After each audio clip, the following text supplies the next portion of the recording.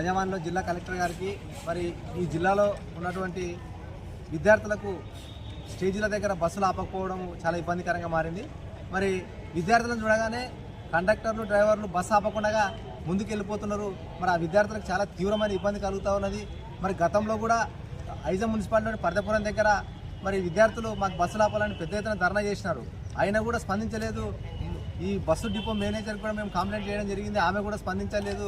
మళ్ళీ మొన్న 22వ తేదీ రోజు కూడా మళ్ళీ అదే స్టేజ్ దగ్గర పిల్లలు పెద్ద ఎత్తున దాదాపు 2-3 కిలోమీటర్ల మేర ట్రాఫిక్ జామ్తో మరి ధర్నా చేయడము, రోడ్డు పైన ఎక్కడైతే విద్యార్థులు ఉంటారో మరి అక్కడ ఖచ్చితంగా బస్సులను నిలుపుదల చేయాలని ఇవాళ ప్రజావాణిలో కలెక్టర్ గారికి విన్నవించడం జరిగింది.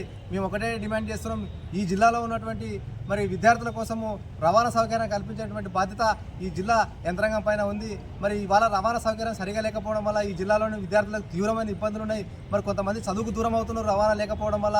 కాబట్టి అవసరమైతే ప్రత్యేకంగా ఈ జిల్లా కలెక్టర్ గారు చొరవ తీసుకొని విద్యార్థులు ఎక్కడెక్కడైతే ఎక్కువ సంఖ్యలో ఉంటారో వాళ్ళకి స్పెషల్ బస్సులు వేయాలని డిమాండ్ చేస్తూ ఉన్నాం.